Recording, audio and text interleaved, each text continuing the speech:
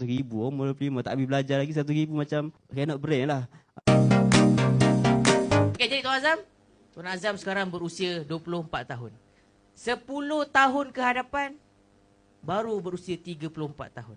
Jadi, saya nak cakap pun risau ni. Tak boleh brain Tak boleh brain. Saya tak boleh brain. Sebab impian saya ni, kalau saya memang nak jadi macam Tuan Azam lah. Jadi kalau Tuan Azam sendiri lagi 10 tahun tu, saya nak cakap pun risau ni. Jadi, macam Tuan Mentor sendiri pun baru usia 30-an. Kan? Jadi, Tuan Azam ni, lagi 10 tahun tu, nak bina menara 4 minggu kedua ke macam mana? Cuba kongsikan. Lagi 10 tahun tu macam mana? Silakan. Okey, baik.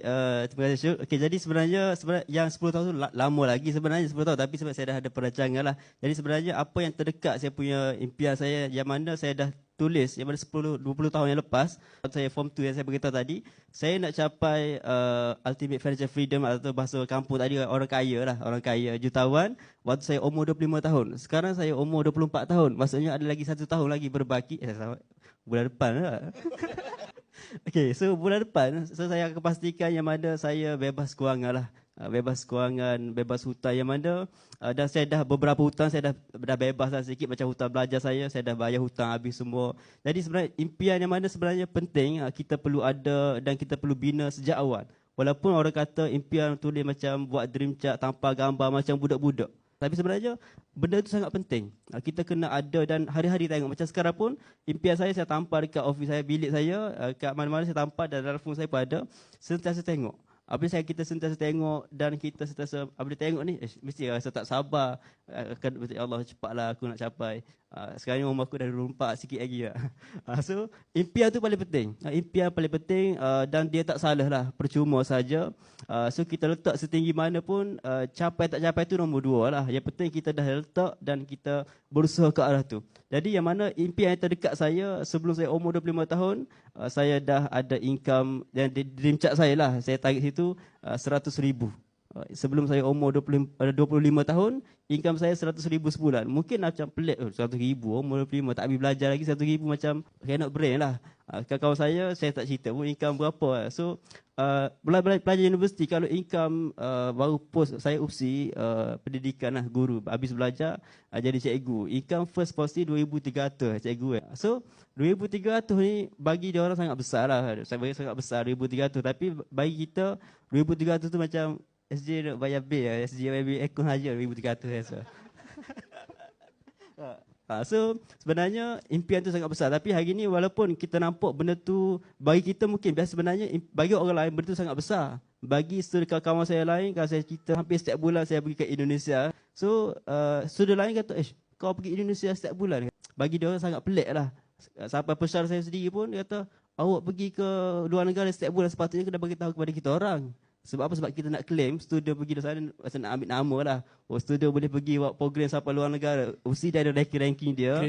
Dia nak kredit lah. Student saya ni, student UPSI ni pergi buat seminar ke luar negara. Sebenarnya universiti dia nak benda tu. Bagi kita biasa, tapi sebenarnya impian tu besar lah. Tapi inilah yang saya pasang, yang sebelum-sebelumnya dulu, yang mana saya nak benda ni saya capai sebelum umur 25 tahun. Dan 10 tahun ke hadapan yang mana sama saja lah. Macam SJ beritahu, kita nak tengok masa depan, kita tengok masa depan siapa orang atas kita, siapa senior kita lah.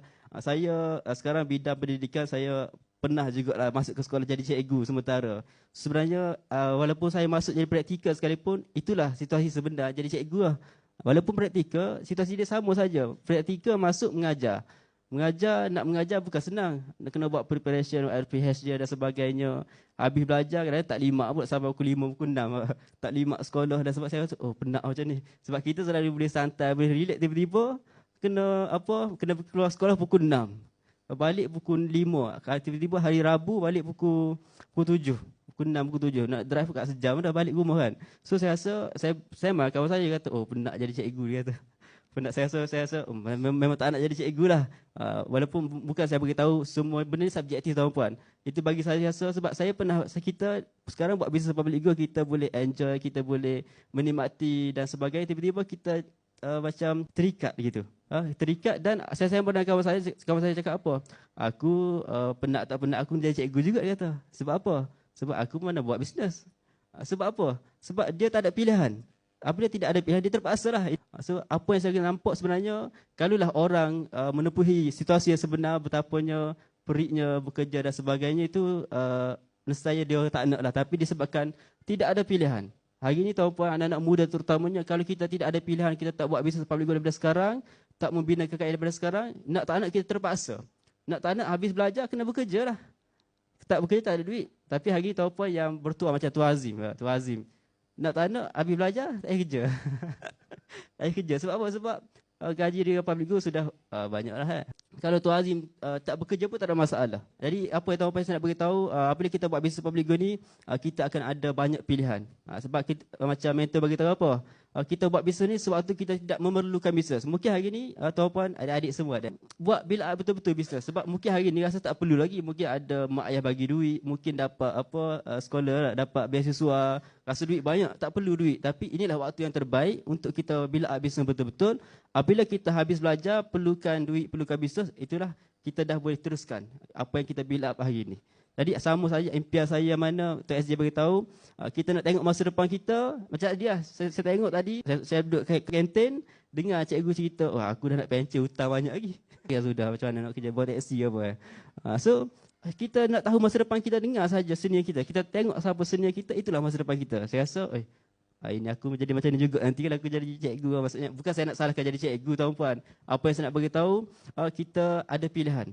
Jadi sama saja macam saya dalam bisnes public go ni, apa impian saya sama saya macam Tuan SJ ya. Kita nak jadi apa dalam tertinggi dalam public go apa? Crown Ambassador, nak capai 1 juta. Okey, saya pun nak capai income 1 juta. Itu mungkin tak mustahil tu saja, tapi dia boleh dapat lah. Saya trust the process. Yang mana macam dulu lah, mungkin Tuan SJ pun sama, mula-mula jadi ilmu, ada tak impian nak capai aku nak dapat RM1,000 income pasif pertama? Puluh-puluh ya. Puluh-puluh ya. Target puluh-puluh, tapi hari ni puluh-puluh ribu.